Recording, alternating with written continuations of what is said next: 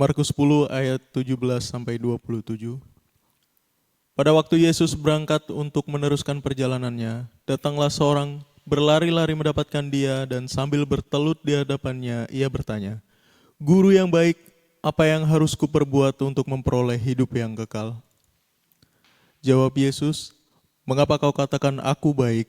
Tak seorang pun yang baik selain daripada Allah saja. Engkau tentu mengetahui segala perintah Allah. Jangan membunuh, jangan berzina, jangan mencuri, jangan mengucapkan saksi dusta, jangan mengurangi hak orang, hormatilah ayahmu dan ibumu." Lalu kata orang itu kepadanya, "Guru, semuanya itu telah kuturuti sejak masa mudaku." Tetapi Yesus memandang dia dan menaruh kasih kepadanya, lalu berkata kepadanya, "Hanya satu lagi kekuranganmu. Pergilah, jualah apa yang kau miliki dan berikanlah itu kepada orang-orang miskin. Maka engkau akan beroleh harta di sorga. Kemudian datanglah kemari dan ikutlah aku." Mendengar perkataan itu ia menjadi kecewa, lalu pergi dengan sedih sebab banyak hartanya. Lalu Yesus memandang murid-muridnya di sekelilingnya dan berkata kepada mereka, "Alangkah sukarnya orang yang beruang masuk ke dalam kerajaan surga." Murid-muridnya tercengang mendengar perkataannya itu, tetapi Yesus menyambung lagi, "Anak-anakku, alangkah sukarnya masuk ke dalam kerajaan Allah. Lebih mudah seekor unta melewati lubang jarum daripada seorang kaya masuk ke dalam kerajaan Allah." Mereka makin gempar dan berkata seorang kepada yang lain, "Jika demikian, siapakah yang dapat diselamatkan?" Yesus memandang mereka dan berkata, "Bagi manusia hal itu tidak mungkin, tetapi bukan demikian bagi Allah.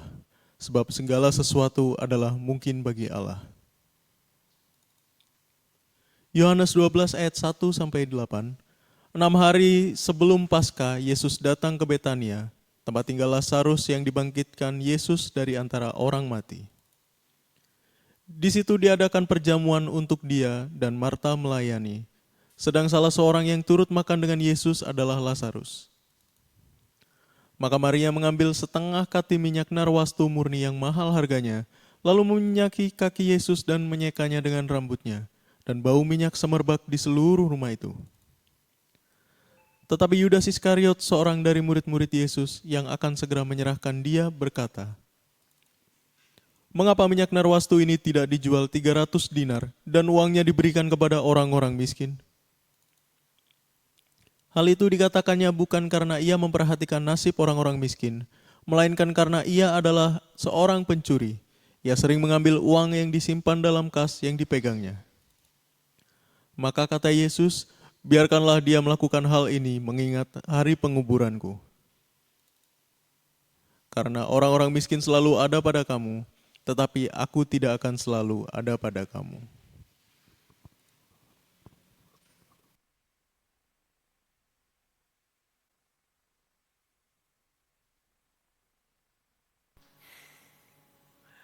Oke, shalom semuanya.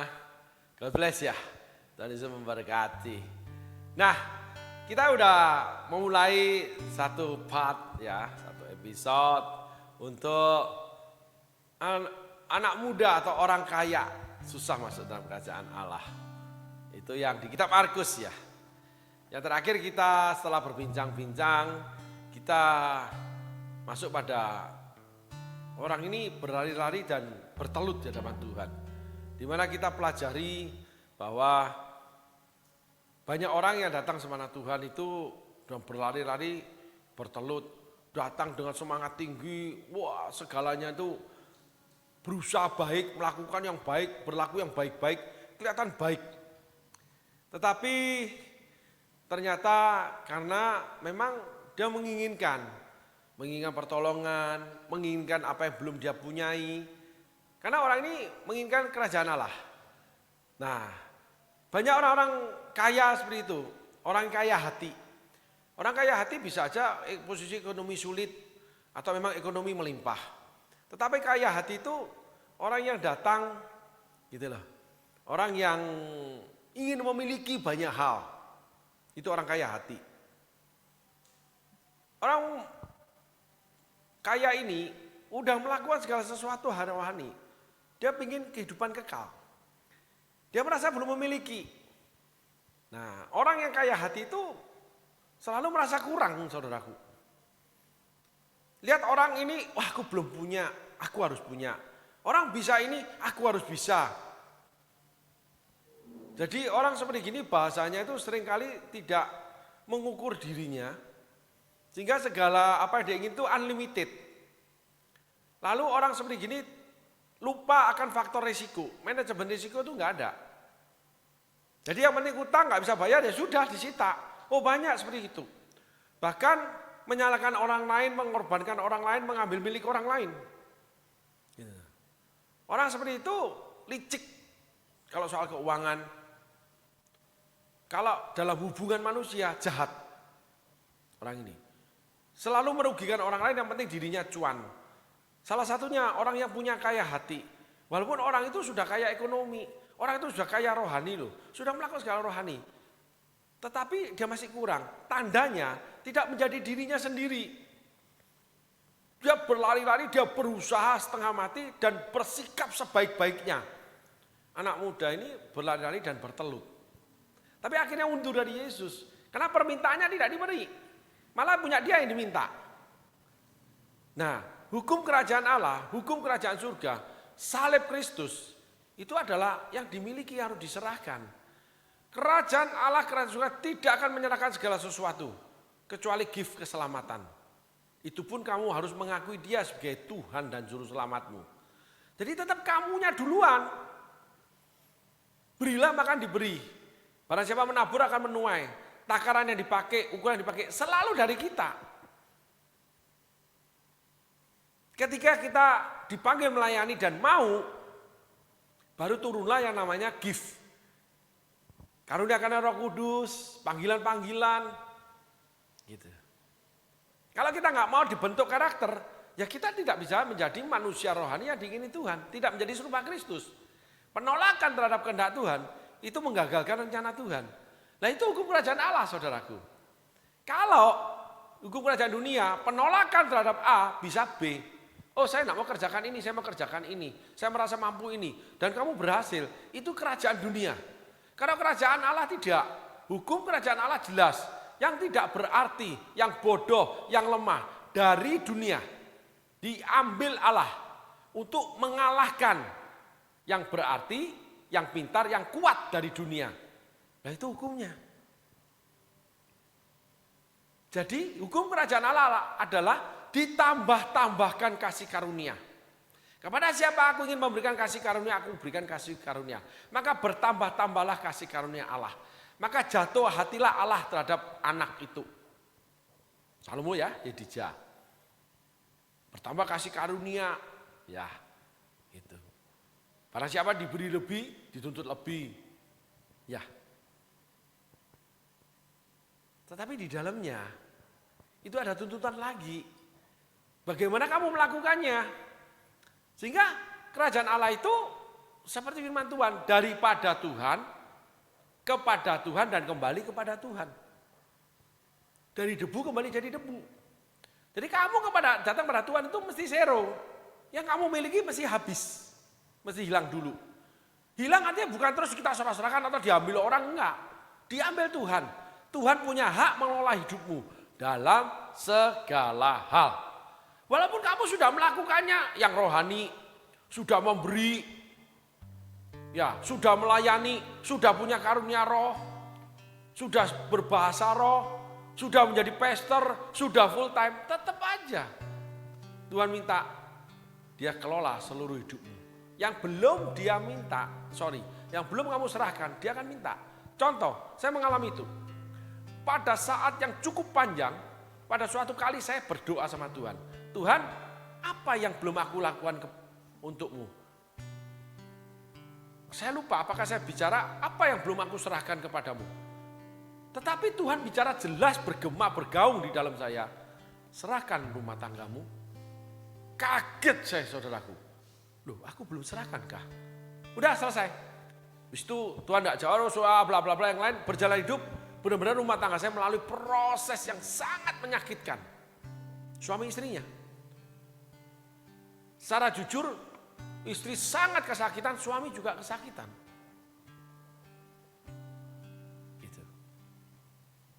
Itu penting saudaraku.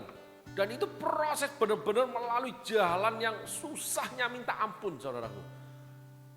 Namanya kalau mau pecah kapal, pecah kongsi, mau berpisah, itu sudah terjadi 3 kali saudaraku. Cuma Tuhan selalu cegah. Istri pun gak mau. Tapi kalau saya tetap mau, istri menyetujuinya. Padahal semua rohani sudah saya lakukan.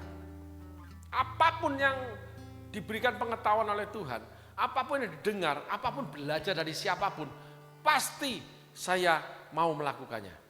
Tapi satu hal ini, rumah tanggamu, serahkan kepadaku. Itu kagetnya dan berjalan waktu sampai hari ini, proses itu berjalan. Sehingga ketika kita mendekati Tuhan, kita tidak perlu berlari-lari, tidak perlu bertelut. Tuhan sudah siapkan kok segala sesuatunya. Untuk apa? Serahkan kepadaku. Seperti orang kaya ini. Serahkan harta bendamu dengan dituntun dia. Bukan ya udah saya serahkan kepada saudara saya serahkan kepada famili saya, perpuluhan saya buat emak saya, perpuluhan saya buat adik saya, perpuluhan saya buat keluarga saya. Tidak. Tuhan akan arahkan itu. Kalau kamu bergereja, bertumbuh di dalamnya, aktif rutin di gereja itu, kamu harus ke gereja itu. Lah emangnya duduk itu AC gak bayar? Emangnya listrik alat musik gak bayar? Emangnya para pengkhotbah itu gak makan? Gak kita berikan persembahan untuk dia hidup? Dan sebagainya. Di dalam gereja sudah gak ada geretongan, apalagi kalau cuma kolektor. Kolektor lagi yang paling kecil lagi. Itu saudaraku. Gak bisa. Saya punya pengalaman nih yang terakhir nih saudaraku. Beribadah di gereja temen nih. Wah Tuhan hadir, teman itu khotbah. Udah saya dengerin. Terus habis gitu ada persembahan kolektor. Seperti biasa. Saya persembahan kolektor, kolektor berapa? Udah mami aja deh. Biasa saya mah begitu. Gitu. Karena ada kewajiban-kewajiban pelayanan ini yang harus saya penuhi. Gitu. Jadi saya sudah memberi dari kalau kolektor, ya udahlah kolektor mami aja, ngapain sih mesti aku lagi ribet. Dan udahlah, ngapain sih? Gitu. Nah, biasa aku ngasih ya cukup lumayan, tapi ya udah mami aja lah. Udah gitu. Nah, setelah itu tiba-tiba ada suara ngomong. Transfer 500.000 ke rekeningnya. Pesternya, teman saya itu. Kaget saya. Lebih baik uang ngodok dompet gua, paling 50.000, 100.000, ini 500 gitu. Bercanda, tapi rela, sangat rela. Habis itu ditransfer oleh bendara pelayanan, dikirimkan ke pester ini, gitu loh. Dan kami berteman, kalau kami makan bersama itu, ya beliau bayar, saya bayar. Jadi bukan masalah uangnya, tapi itu ukuran dipakai buat kolektor yang salah, yang keliru. 50.000 nak mau keluar, tagih sudah 500 sama Tuhan. Tapi habis itu saya dapat berkat lagi dari Tuhan karena memberi. Tapi ukurannya tetap itu yang dipakai, saudaraku. Nah, inilah cara uniknya Tuhan. Tetapi saudara menjadi diri sendiri. Kalau tidak menjadi diri sendiri, saudara bisa menerima. Saudara kan terpatok baku. Ya udah, kalau udah ngasih perpuluhan ya udah. Apapun kebutuhan gereja nggak usah peduli. Cukup. Sebagai contoh yang saya bawakan yang lalu, ketika gaji sebagai seorang yang bekerja di perusahaan, sales atau apapun 3 juta kasih 300. Terus naik jabatan 5 juta, 10 juta, 15 juta sampai 50 juta. Karena sudah menjadi direksi setelah berjalan 20 tahun. Tetap kasih. Tiba-tiba punya usaha sendiri yang berkembang, tak istri yang berusaha bersama atau punya usaha sendiri, lalu punya untung 200 juta. Terus investasi karena ada uang ditabung yang buat investasi. Terus investasi lagi, pengembangan kerjaannya bagus banget. Oke, 500 juta, 200 juta setiap bulan keuntungan. Memberi Tuhan tetap 20 juta. Nah, itu tergantung persepsi masing-masing. Ada orang yang, wow besar sekali. Apalagi kalau gereja sederhana. Pastornya kaya gara-gara saya nih. Kan gitu. Ya. Tetapi di hadapan Tuhan gimana? Nah ini, kita harus lari ke firman Tuhan. Pelita bagi kita, terang bagi jalan kita. Tuhan tidak pernah lihat nilai jumlah yang kamu berikan. Value itu tidak ada di hadapan Tuhan. Yang ada hati yang menyertainya. Janda miskin 2 peser 1 duit. Ditulis banyak orang kaya memasukkan uang ke dalam kotak persembahan ketika Yesus ada di sana. Entah Yesus ngajar, entah Yesus khotbah. Tapi setelah itu ada seorang janda miskin yang memasukkan uang 2 peser 1 duit. Dan Tuhan Yesus bilang, janda miskin ini terbaik yang beri. Bukan orang kaya, terus banyak orang kaya yang memberkati Yesus. Duit Yesus sudah banyak. Tapi bagi Yesus 2 peser 1 duit. Jadi gereja sekaya apapun, pastor sekaya apapun, ketika saudara memberi dalam pelayanan pastor itu atau gereja itu, walaupun duitnya cuma sedikit, tapi itu karena saudara itu tidak punya uang banyak, saudara harus kehilangan persepuluhan. Saudara dipuji Tuhan, bukan orang kaya yang bangun gereja. Dia keluarkan duit 100 juta, uangnya dia 2 miliar. Tidak terbaik bagi Tuhan. Jadi nggak usah lebay kalau dibangunin gereja. Nggak usah lebay kalau dibeliin mobil. Karena itu uang receh bagi pengusaha. Tapi per bulan diberikan yang 50 ribu itu napas dia. Lumayan buat susu bayi. Lumayan buat namanya nambahin bayar listrik. Karena hidup udah mengangkat, tapi tetap ngasih 300 ribu, 500 ribu. 500 ribu banyak, nambah susu bayi itu banyak, saudaraku. Satu kotak berapa? 100 ribu. 5 kotak itu cukup buat sebulan kalau bayinya itu minum susunya kuat ya. Karena saya punya anak 2. Gitu loh. Tapi memberi kepada Tuhan dibawa pada gereja yang pestanya udah kaya, gereja udah kaya. Tapi Tuhan hadir. 2-3 orang berkumpul dalam namaku, aku hadir. Dia di sana berdiri, dia lihat ketika saudara masukkan itu. Jadi ketika saya masukkan 500 ribu itu ya tidak ada artinya di hadapan Tuhan. Tapi ada orang gajian memberikan persepuluhan yang hidup dia masih pas-pasan. Itu yang dipuji Tuhan. Mata Tuhan melihat itu. Tidak lihat transferan itu. Bukan saya merasa kaya, enggak. Karena kelebihan yang dimiliki itu banyak. Jadi hai orang-orang kaya, enggak usah somsek deh. Enggak usah lebay, enggak usah kepo, enggak usah terlalu banyak ngegaya, legek. Karena kamu bawa Alphard ke gereja, kamu bawa mobil mewah, ya, lalu duduk di depan pakai jas, punya jabatan pelayanan. Sementara kamu enggak ngasih perpuluhan kok. Kamu ngasih perpuluhan juga itu sisanya limpah buat kamu. Sedangkan si miskin ngasih itu mesti ngirit hidup. Itu yang diterima kerajaan surga, itu diterima kerajaan Allah. Itu hukum salib. Kalau kita enggak bicara ini mau bicara apa? Kalau Anda tersinggung ini bicara apa? Karena tercatat di Alkitab kan.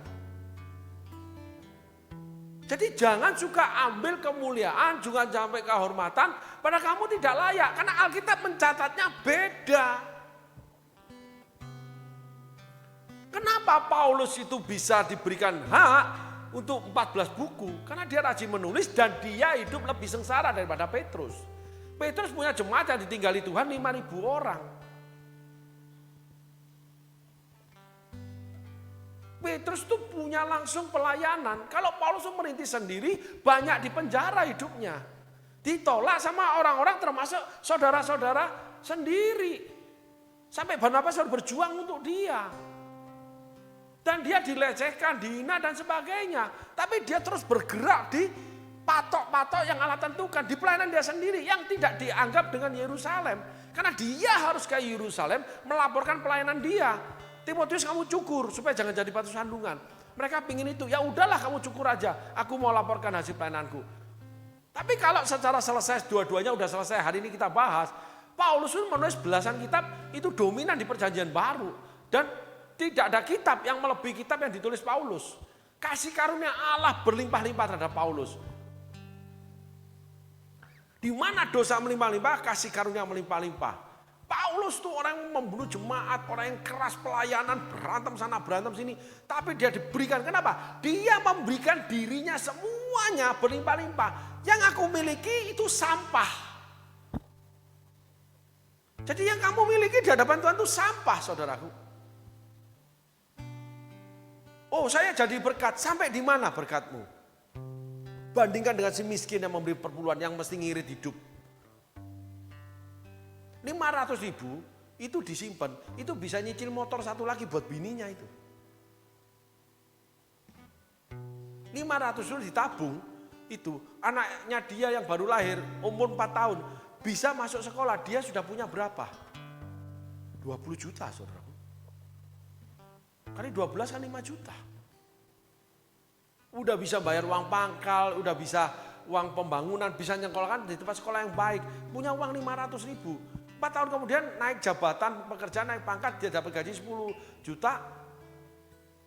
Dia sudah hidup cukup dengan anak satu. Sementara si kaya itu kipas-kipas duit, beli aset, beli mobil baru, beli rumah, beli segala. Tapi dia mau taat memberikan persepuluhan. Jadi kalau si kaya nggak beri persepuluhan itu bullshit semua itu. Saudaraku. Ngasih persepuluhan aja tidak dipuji Tuhan yang terbaik. Cuman taat aja kamu. Sebagian punyamu kok. Ya ini loh tentang orang kaya ini loh yang 3 buku menulisnya mengajar kita.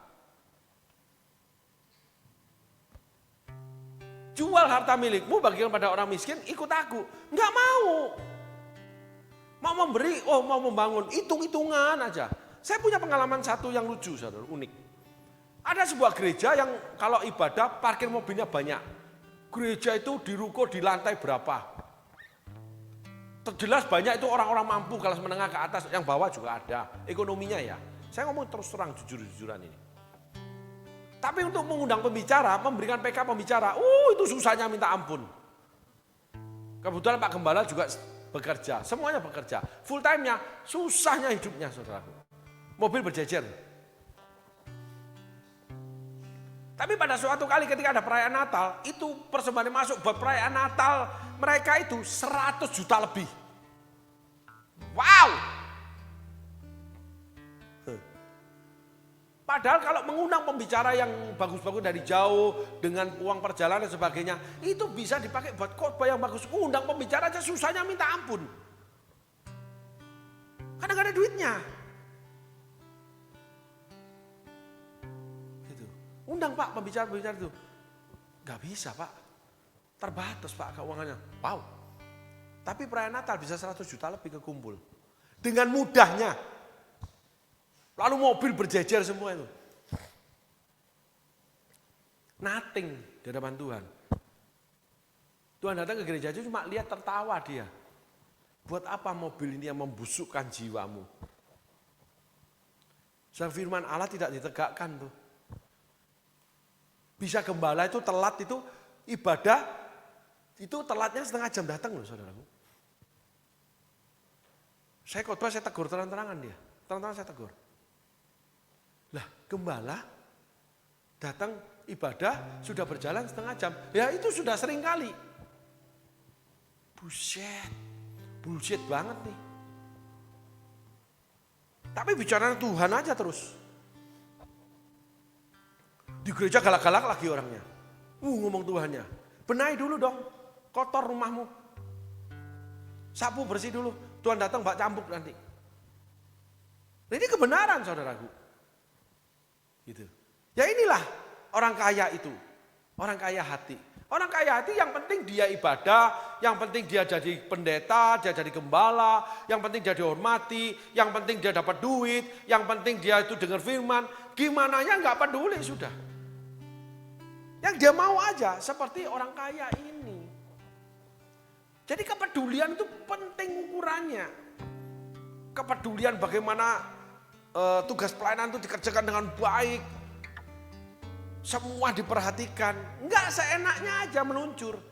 Panggilan itu dikerjakan sebaik-baiknya. Panggilan sebagai suami, sebagai istri, sebagai anak, sebagai pengusaha, sebagai seorang karyawan, sebagai atasan, sebagai bawahan, sebagai seorang hamba Tuhan, pelayan Tuhan, pekerja Tuhan, majelis gereja. Ku beri yang terbaik bagimu. Ukurannya itu apa? Harta milikmu. Aku kelola. Nah orang kaya ini jual, berikan sama orang miskin. Gak bisa. Padahal dia sudah lakukan semuanya. Makanya ada orang yang pelayanan, jadi hamba Tuhan. Ya, aktif di gereja, terlihat rohani, menyandang gelar pendeta juga ada. Tapi dia cuman sebagian. Bagian lainnya nggak diserahkan ke Tuhan. Saya juga ngalami rumah tangga. Sehingga saya harus menyerah dengan keadaan rumah tangga itu. Yang terakhir bagaimana hubungan ayah dan anak itu buruk sekali. 2 tahun ini saya betul berjuang untuk itu dan pemulihan terjadi. Karena ditagih sama Roh Kudus. Ketika hubungan buruk, setiap kali ngobrol sama anak yang udah dewasa, bahkan yang sulung udah menikah, yang bungsu udah kuliah, udah nanti 2 tahun lagi lulus. Setiap kali ngomong gak cocok, kita itu kayak anjing. Bukan rendah, bukan. Kalau ngomong salah ngegonggong, gelut dulu mesti. Mesti gelut akhirnya. Berkelahi masih kita, gak cocok terus. Istri saya harus jadi penengah. Saya bukan ayah yang baik. Akhirnya sadar, kok gini ya Tuhan?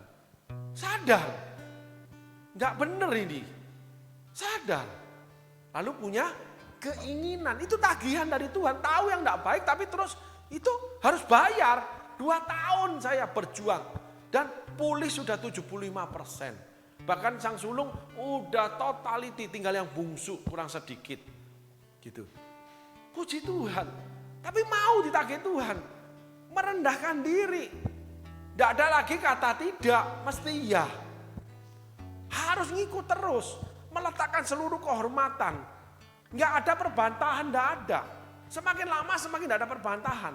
Terus memberi kasih. Terus mengikuti. Setengah mati saudaraku. Yang pertama mengadakannya, yang kedua menyalipkan diri. Berapa kali saya itu marah sama istri ngomel. Nggak gini-gini amat hidup. Gua ini laki-laki, gua ini suami. Gua ini yang melihara keluarga, ketemu semua selalu akunya sudah. Tapi ya nggak gini-gini amat, nggak tahan aku akan lari ini. Nggak bisa gini. Istri saya ngademin saya saudaraku. Ada cara Tuhan ketika kita nggak mampu, Yesus diberikan kekuatan oleh malaikat. Saat itu istri saya jadi malaikatnya. Jalan lagi, akhirnya apa? Malah bahagia.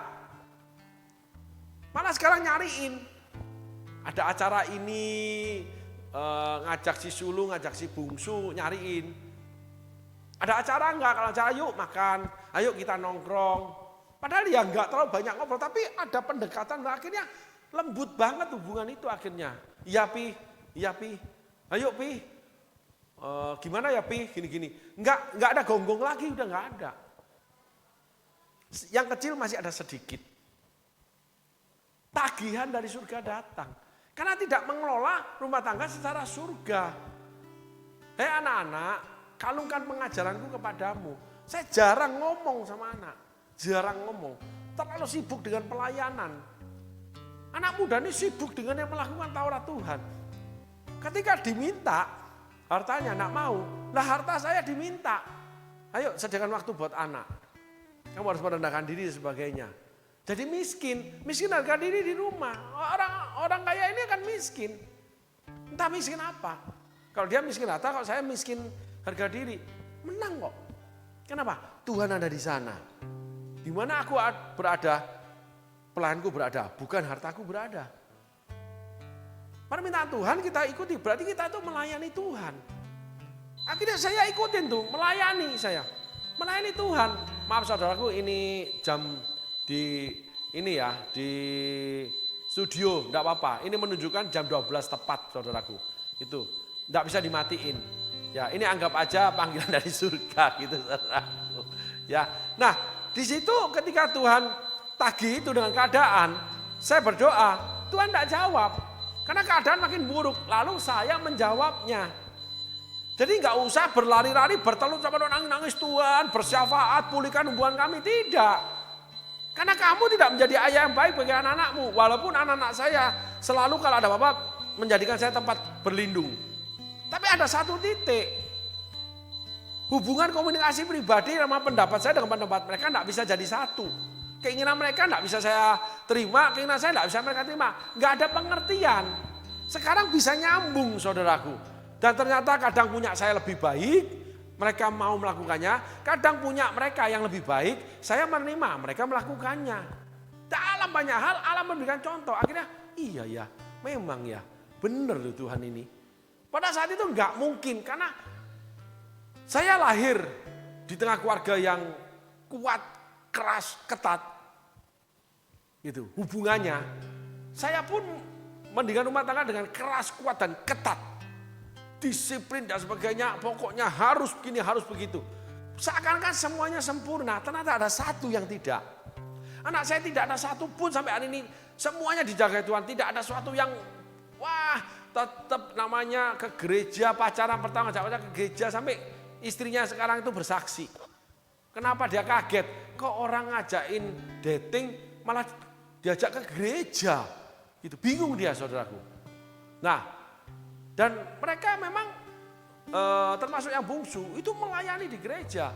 Jadi tidak ada sesuatu yang buruk dalam kehidupan mereka. Selama ini yang saya tahu. Itu saudaraku. Baik. Papanya memberi contoh ceritanya, wah pelayanan dan sebagainya. Tetapi hubungan kami pun ada satu yang kurang. Sebagian sudah dilakukan, ada bagian yang belum saya lakukan. Dan itu tagihan itu datang. Dan itu direndahkan. Nah, jujur saya mengakuinya saudaraku. Wah itu satu pergumulan yang terlalu berat juga enggak. Tapi emosi terkuras saudaraku. Sampai bilang semua anak gimana sih kita ini. Tapi sekarang udah mulai longgar, kenapa? Anak sulung udah menikah. Udah tinggal di tempat sendiri. Jadi tinggal bungsu tadi. Enggak terlalu semua itu anak. Ya karena problemnya istri saya semua anak. Tapi itu justru itu yang memulihkan kita. Dan sebagainya saudaraku. Sehingga yang saya lakukan secara tidak sengaja, saya tidak berlari bertelut. Tetapi apa yang Tuhan minta, ya udah kita lakukan. Gitu saudaraku. Nah, ayat selanjutnya saudaraku.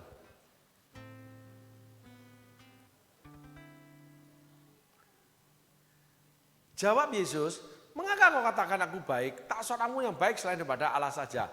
Ayat 17. Pada waktu Yesus berangkat untuk meneruskan perjalanannya, datanglah seorang berlari mendapatkan dia, dan sambil bertelut di hadapannya. Dia bertanya,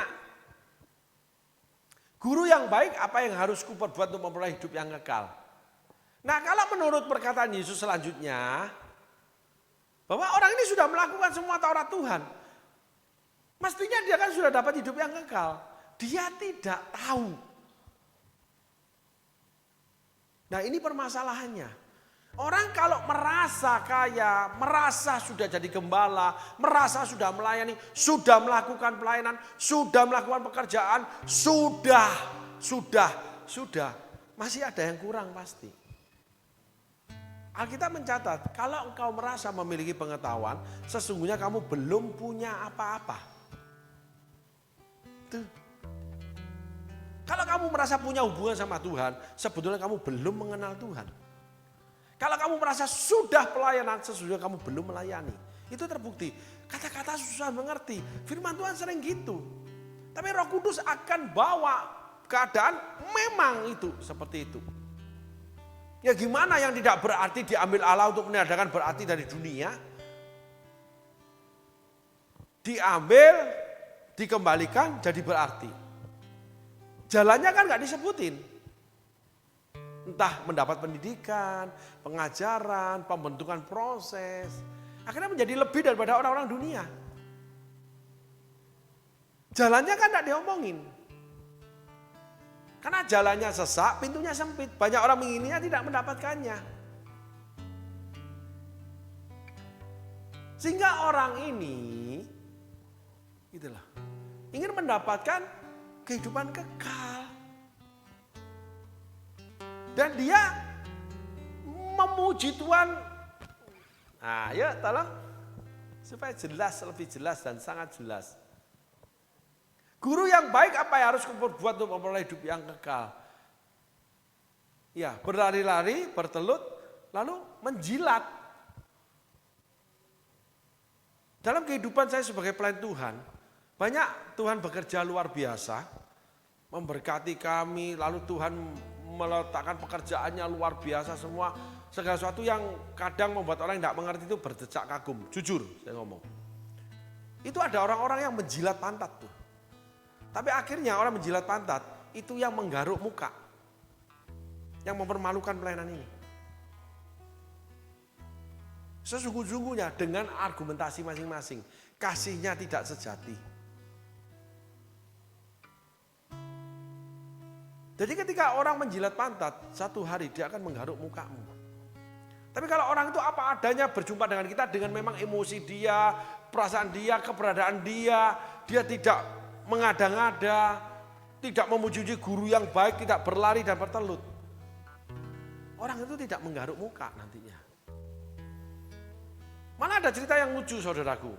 Tidak tahu Tuhan kok kuras kesaksian ya. Ada seseorang laki-laki mendatangi saya, lalu saya layani dia. Tuhan bekerja luar biasa, wah ada pelepasan dan sebagainya.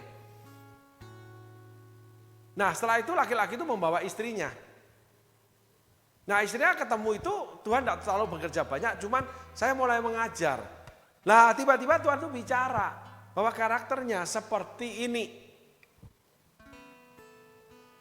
Karaktermu seperti inimu. Marah dia karena dia anti dengan itu, dia tidak mau. Dia tidak suka dengan karakter itu. Dengan orang itu. 2 tahun saya tidak pernah ditemui dan disapa. Suaminya ketemu saya terus. Dibenci 2 tahun. Tapi setelah itu Tuhan membuktikan perkataan ini benar. Akhirnya mengikut pelayanan ini dan menjadi pelayan di pelayanan ini. Lebih baik yang seperti itu saudaraku. Tidak mengerti melakukan kesalahan. Setelah mengerti memperbaiki diri. Tidak mengerti kalau mendidik anak seperti apa karena saya tidak pernah dididik dengan baik. Bukan alasan. Saya pikir itu yang terbaik. Malah dulu pernah cerita. Anak saya yang sulung belum ada yang bungsu. Kalau dia nakal dimarahin sama saya. Nangis. Saya bilang kalau nangis lebih lagi aku. Sama kamu. Diam dia, tidak nangis lagi. Setelah dia mulai kira-kira SD, kan ke gereja sekolah minggu, tiba-tiba inner healing loh saudaraku. Guru sekolah minggunya itu yang menyembuhkan luka batin dia gara-gara saya, nangis dia. Saya yang ganti nangis sama Tuhan. Nah saya ini salah satu pelayanannya juga begini begitu. Kenapa anak saya bisa luka batin? Tuhan langsung ingetin, kan kamu perlakuan dia seperti ini. Itu langsung berubah saya. Dan itu terhapus. Nah dewasanya saya tidak bisa nangani lagi. Sehingga kami bertemu fight. Singa-singa muda ini dengan singa tua ini. Tapi Tuhan ajar. Akhirnya pemulihan terjadi lagi. Masih ada yang kurang saudaraku. Tapi dibutuhkan yang namanya apa adanya. Apa adanya itu kejujuran, keterbukaan. Jadi kalau orang baik-baik menjalan pantas, dia tidak jujur dan tidak terbuka. Banyak hal yang pasti dia sembunyiin. Orang kalau baik-baik kita tidak bisa melihat seluruhannya. Kecuali Roh Kudus singkapkan. Dan itu sangat menakutkan saudaraku. Akhirnya menjilat pantat akhirnya menggaruk. Dan banyak terjadi baru sadar ketika menggaruk. Kok jadi begini? Sampai orang lain yang melihat juga sama. Kok begitu ya? Padahal selama ini kita tidak tahu kalau dia tidak pernah loh seperti itu. Iya. Alasannya nanti, begini, nggak apa-apa. Tapi itu yang dikeluarkan, itu yang sudah terjadi, itu yang diperbuat. Padahal sekian tahun tidak loh. Banyak itu terjadi saudaraku. Dalam perbuatan, dalam keuangan, ya dalam kata-kata, dalam sikap. Loh, banyak saudara terjadi. Jadi akhirnya ya kita meresponi, mengaminkan. Gitu. Firman Tuhan itu yang melarang seperti itu dan menceritakan kisah salah satunya orang ini baik-baik akhirnya meninggalkan Tuhan kok. Gitu. Yudas yang terlihat berlaku, berucap, berkata-kata untuk orang miskin, tapi akhirnya dia mencuri uang kas kok. Jadi percuma saudara membentuk karakter yang baik supaya terlihat baik, satu hari yang tersembunyi itu akan dibukakan Tuhan. Tidak ada hal yang tersembunyi tidak dibuka. Yang aslinya saudara akan dikeluarkan itu sama Tuhan. Allah itu seperti itu. Jadi percuma kita sembunyi-sembunyi. Kita percuma berpura-pura baik. Kalau tidak apa adanya. Gitu. Paulus itu orang yang betul-betul namanya tegas, kuat. Kalau ngomong juga seringkali itu panas hati. Hati-hati dengan anjing-anjing pekerja yang jahat. Salah satu itu aja. Disebut anjing-anjing sama dia. Yohanes Pembaptis, hai ular biludak. Yesus juga katakan sama kok. Nah, ini yang harus kita panuti saudaraku. Dan itu kita juga waspadai untuk orang-orang yang melakukan itu dalam hidup kita. Dalam kehidupan sehari-hari juga dalam kehidupan rohani. Dalam kehidupan di pekerjaan, dimanapun berada, termasuk kehidupan yang di rohani. Itu terjadi karena manusia yang melakukannya, saudaraku. Sehingga Yesus ngomong, mengcounter. Kalau saya sih nggak enak dikonter gitu. Tolong ayatnya ditampilkan. Ayat selanjutnya. Jawab Yesus, mengapa kau katakan aku baik? Tak seorang pun yang baik selain daripada Allah saja. Coba saudara katakan.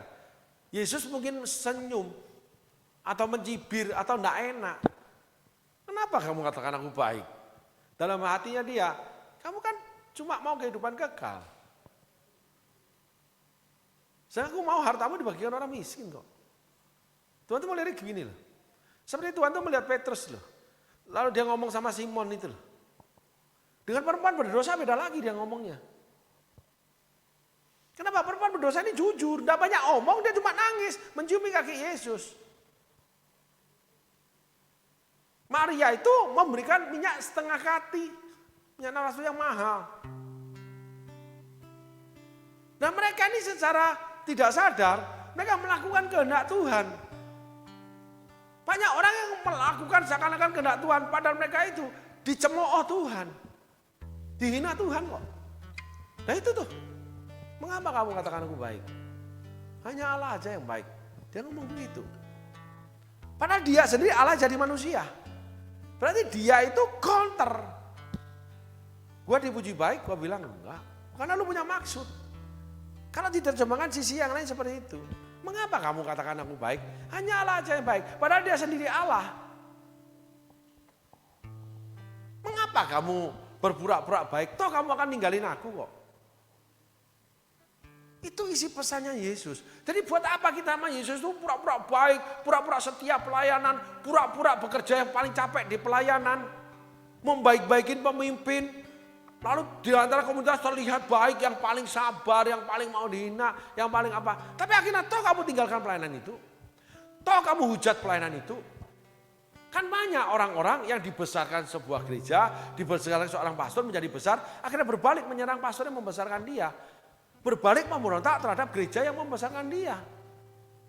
Kan termasuk sebagian aliran-aliran seperti itu. Mengata-ngatai aliran yang lama. Padahal lahir aliran itu dari aliran yang lama. Ketidakcocokan tidak membuat kita yang tidak cocok sama kita itu busuk. Tidak. Enggak saudaraku. Ada buah yang sengaja dibusukkan supaya bisa dimakan dengan baik.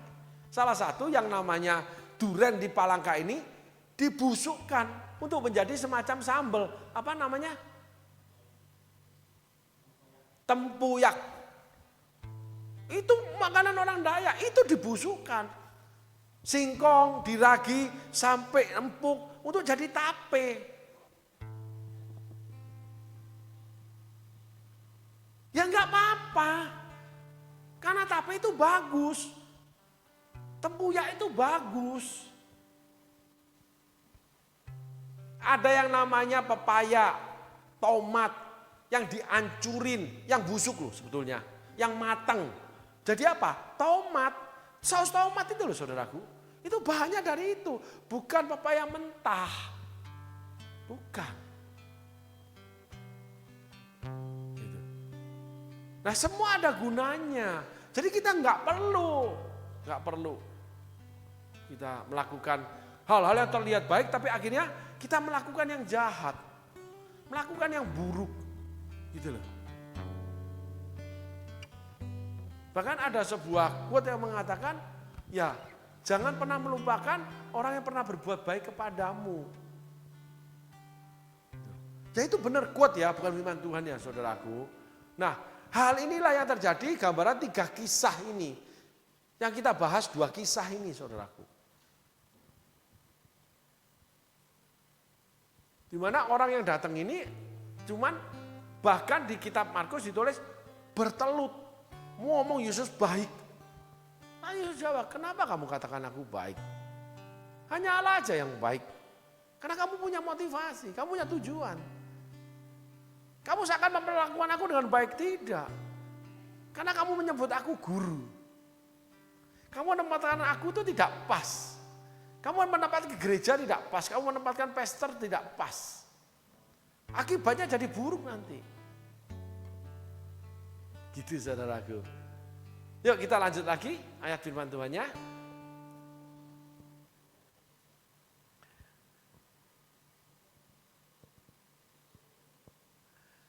Engkau telah mengetahui segala perintah Allah, jangan membunuh, jangan berzina, jangan mencuri, jangan mengucapkan saksi dusta, jangan mengurangi hak orang, hormatilah ayah dan ibumu.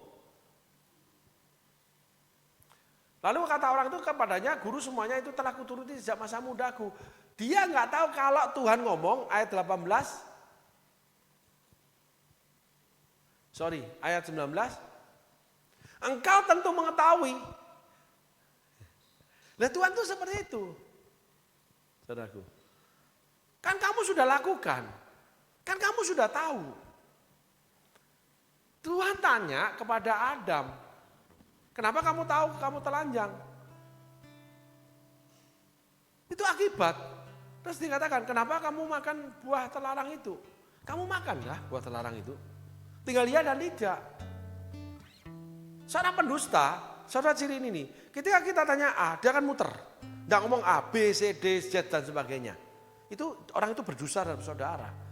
Terus kalau dia ngomong baik-baik, dia itu seperti orang ini. Dia menyembunyikan sesuatu. Kalau Yudas marah-marah, dia menyembunyikan dosa itu. Supaya tidak kelihatan.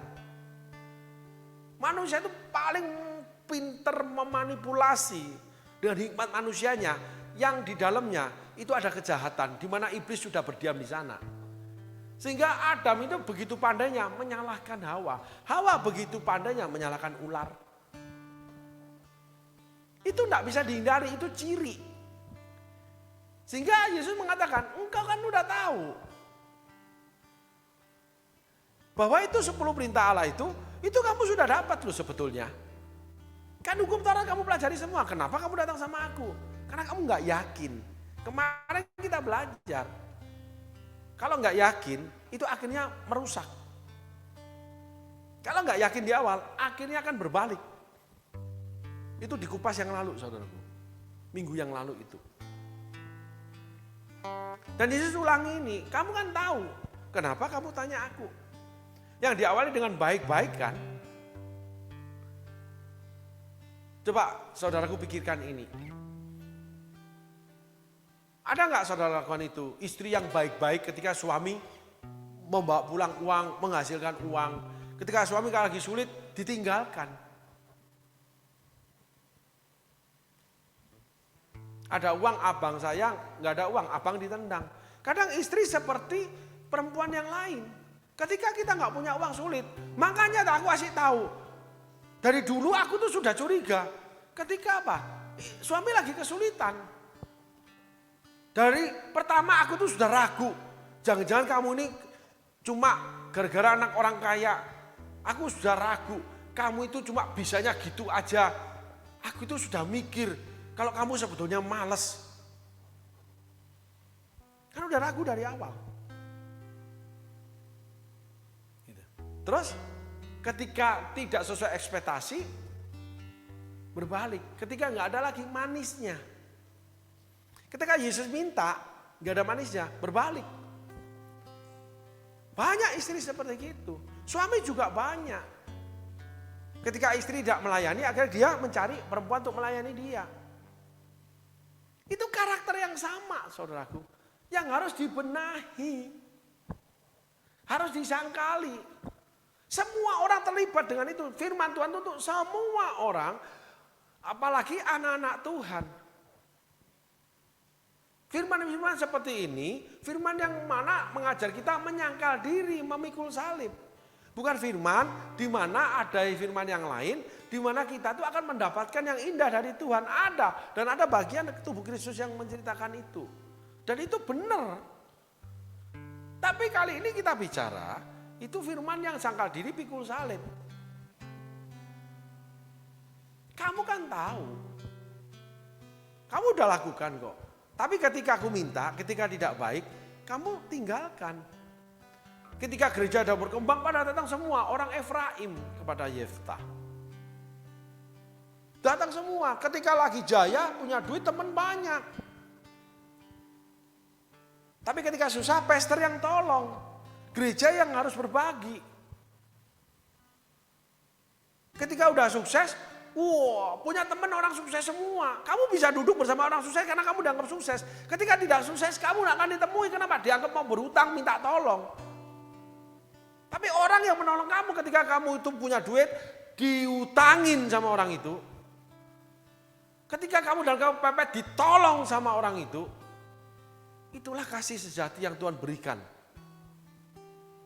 Tapi ketika kamu tinggalkan orang itu, kamu permainkan orang itu, kamu seenak sama orang itu, kamu itu jahat. Nah itu benar. Kamu tidak akan dapat kerajaan surga, kamu tidak akan dapat kerajaan Allah. Nonsen itu. Dan saya temui orang seperti itu.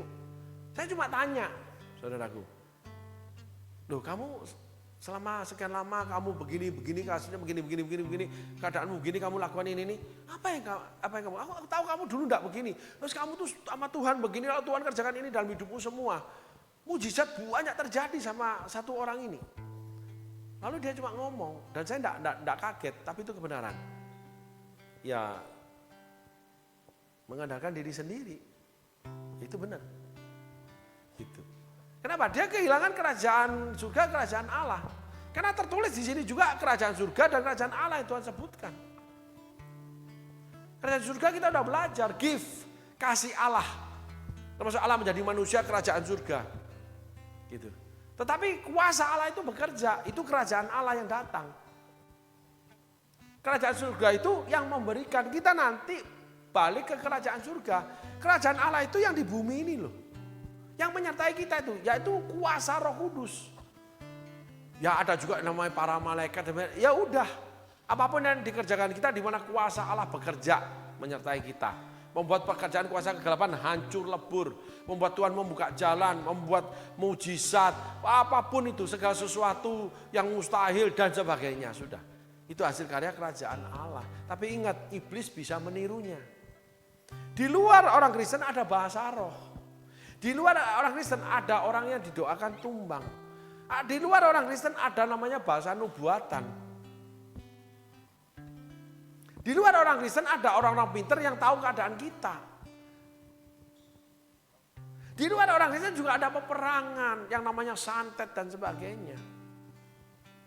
Ada orang yang dibaca-bacain. Ada.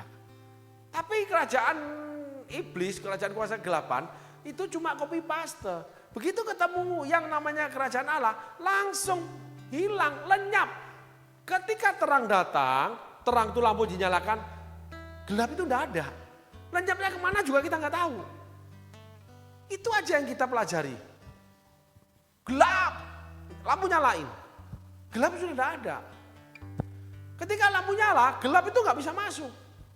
Jadi betapa pentingnya disertai dengan kerajaan Allah, kuasa Allah, Roh Kudus berkarya dalam hidup kita. Roh Yesus, Roh Allah, Yesus sendiri, Allah sendiri yang bekerja. Tritunggal itu. Sehingga kita pulang pun kepada kerajaan surga. Jadi kerajaan surga, kerajaan Allah itu sama. Dua sisi mata uang, yang satu kasih, yang satu kuasa. Karena Allah itu kasih dan kuasa aja. Di luar itu enggak ada. Dia cuma Allah yang maha kasih, Allah yang maha kuasa. Udah. Sehingga nggak usah minta-minta lagi. Kamu terima perintah, lakukan. Dalam konteks ini, kamu minta, diberikan. Kalau itu selaras dengan kehendak Allah. Kalau itu di dalam kebenaran firman Tuhan. Apabila kau tinggal di dalam aku, tinggal di dalam jalan-jalanku, dan firmanku tinggal di dalam kamu, percayalah segala sesuatu yang kamu minta sudah kamu terima. Mintalah segala sesuatu, kamu percayalah kamu sudah terima. Itu aja kok Yohanes tulis kok.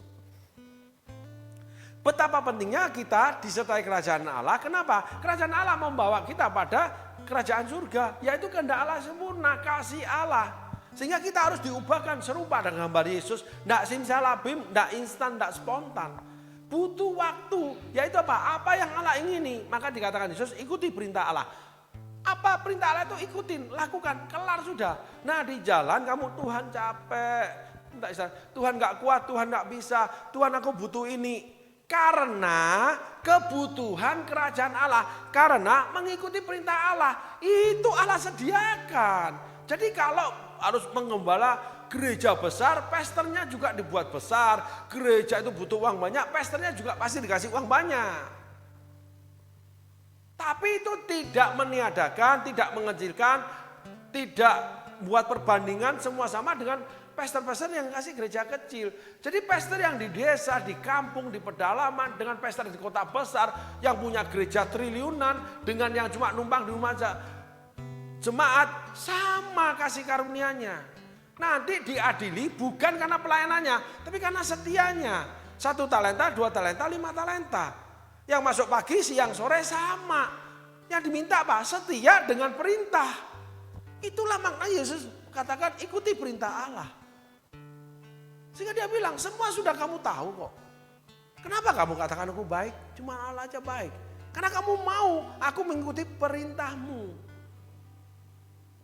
Karena kamu cuma mau hidup kekal, jalannya hidup kekal kamu gak mau. Kamu mau kerajaan surga, jalannya kerajaan Allah gak mau. Kamu mau memiliki kerajaan surga, permintaan kerajaan surga gak mau. Karena kamu kalau mau permintaan kerajaan surga, kamu harus mengikuti namanya jalannya kerajaan Allah. Jalanmu tak terselami oleh setiap hati kami. Jalan menuju kehidupan itu sesak, pintunya sempit. Banyak orang ini tidak mendapatkannya. Hikmat Allah tidak terselami. Pekerjaan Allah dari awal sampai akhir tidak dapat diselami oleh anak manusia. Ditulis di Alkitab. Jadi cuma dikatakan Pak, nurut, setia itu nurut, manut, kelar. Enak nggak enak, itu nanti kita bicara lagi sama Tuhan. Bisa aja diberi kalau tidak mengganggu pekerjaan Tuhan, tidak menjerumuskan kita dalam dosa, tidak membawa kita pada kejahatan, itu aja. Jadi jangan jalan sendiri, lalu jangan mau punya keinginan sendiri. Bawa keinginan kita kepada Tuhan, bisa digantikan keinginan Tuhan yang jauh lebih baik, jauh lebih mulia. Bisa juga diberikan jauh lebih daripada apa yang kamu ingini. Atau Tuhan tidak inginkan, udah. Kalau Tuhan tidak inginkan kamu ikut Tuhan atau ikut dirimu. Kalau ikut dirimu, bangunlah kerajaan kamu dengan namamu, bukan nama Yesus. Jadi gak perlu datang sama Yesus. Hidup jangan munafik. Karena Yesus ngomong, hai orang-orang munafik, tidak tahukah kamu? Maka Paulus katakan, Petrus kamu munafik. Beban namanya Taurat tidak kamu pikul, kamu suruh pikul orang di luar Yahudi murid-muridku. Munafik kamu. Kamu sudah dimerdekakan, dibebaskan oleh Tuhan Yesus. Kamu bisa tidak memikul beban Yahudi. Kenapa kamu pisah meja makan? Karena ini orang bukan orang Yahudi. Karena Yesus memerdekakan kita. Memalukan kamu. Perilakumu tidak benar, munafik itu. Jadi jangan pakai nama Yesus, jangan pakai nama pelayanan. Gitu loh. Tidak usah berpura-pura baik, menjilat-jilat pantat, menyebut-nyebut baik, akhirnya berbalik malah mengotori, mengkasari, menghakimi, mengata-ngatai, menjatuhkan, membawa orang sampai memarahi perempuan yang memberi terbaik buat Tuhan. Karena ukuran Tuhan beda. Orang memberi dalam kekurangan itu yang dipuji sama Tuhan. Kalau memberi dalam kelebihan itu namanya sedekah. Cari kata sedekah di Alkitab, ada. Kalau sedekah itu apa adanya. Yang ada, yang remeh. Itu sedekah. Kalau pengorbanan itu semua yang ada. Yang diminta Tuhan. Ya kalau enggak ini sebagai pelita bagi kita, apalagi yang kita mau panutin. Enggak ada saudaraku. Semua mau karepe dewe, semua menciptakan teologi sendiri, semua menafsirkan sendiri, tapi enggak selaras dengan firman. Enggak bisa saudaraku. Jadi hari ini kita belajar dalam sesi kedua ini, dalam part 2 ini, bahwa kita datang sama Tuhan, ya kita itu enggak usah berlari-lari, lalu bertelut, lalu ngomong baik-baik. Gitu loh. Wah semangat. Ya toh, lalu merendahkan diri yang enggak perlu, lalu memuji-muji nyilat pantat. Toh akhirnya kamu meninggalkan karena kamu enggak mau melakukan apa yang diingini oleh gereja, apa yang diingini oleh pastormu. standarnya kamu enggak masuk. Karena setiap gereja, setiap pastor punya cara sendiri, punya didikan sendiri dari Tuhan. Semua dia lakukan kalau dia benar-benar pelayanan. Itu semua standarnya Tuhan. Karena setiap gereja, setiap pastor berbeda. Kekayaan tubuh Kristus. Ada yang dirawat sebagai kelingking, ada yang jadi jempol. Maaf saudara, maaf ya. Kelingking bisa ngupil, kalau jempol nggak bisa ngupil saudaraku. Kelingking bisa gatal telinga digaruk, jempol nggak bisa saudaraku. Sederhana sekali. Mata nggak bisa jadi hidung, tangan nggak bisa jadi kaki. Bahkan bulu ketek nggak bisa jadi bulu kaki. Kayak genderuwo kita nanti. Bulu ketek bau. Tubuh Kristus, tempat pembuangan kita bau semua. Tapi ada bagian namanya gender yang membutuhkan tempat pembuangan pasangannya. Untuk berhubungan kelamin dia. Saya sebut kelamin supaya jangan jorok katanya. Yang tersembunyi, yang bau. Nah inilah ciri khasnya kerajaan Allah. Kita tidak bisa minta yang wangi aja. Kita tidak bisa melakukan yang wangi aja. Yang buruk pasti ada pada kita. Saya tutup dengan firman Tuhan saudaraku. Paulus tulis, selalu ada keinginan baik di aku. Tetapi aku lakukan yang jahat. Ada sebuah di dalam aku tenaga yang membuat aku melakukan yang jahat. Tetapi syukur kepada Allah. The law of spirit memerdekakan aku dari hukum dosa dan maut. The law of spirit, hukum dari roh. Roh yang membawa kehidupan. Itu memerdekakan kamu. The law of spirit artinya perintah-perintah Allah kamu ikutin. Tuntunan-tuntunan Roh Kudus kamu ikutin. Itulah kehendak Yesus. Sehingga kamu dimerdekakan dari hukum dosa dan maut. Nah di sana baru kamu dapat pujian Tuhan. Kalau aku masih mencari pujian manusia, aku bukan hamba Kristus. Ketika kamu melakukan untuk Tuhan, benar-benar itu Tuhan akan puji kamu. Kamu akan diangkat. Gitu. Sebuah lentera, sebuah pelita tidak akan ditaruh di bawah gantang, tapi di atas atap diangkat, menerangi semuanya. Bukan orang tahu, tapi kamu menjadi terang, menuntun orang yang buta, menuntun orang yang tuli, menuntun orang buta rohani, tuli rohani, memberi kepada orang yang kekurangan, termasuk mengingatkan saudaramu yang salah jalan, menegur mereka, mempertobatkan mereka dan sebagainya. Terang itu akan menghampiri yang namanya orang-orang hidup dalam gelap. Untuk mereka menjadikan terang itu pelita bagi kaki, terang bagi jalannya. Jadi kita memasangkan pelita kita. Apalagi kalau kita bawa cadangan pelita. Bukan hanya minyak. Kita berbagi firman Tuhan. Kita berbagi kebaikan kita, kesaksian kita. Berbagi yang namanya harta kita. Membangun bait Allah dan sebagainya. Semuanya untuk Tuhan dan untuk manusia. Tidak dengan keinginan sendiri, tapi mengikuti perintah Allah. Amin saudaraku. Tuhan Yesus berkati. Terima kasih.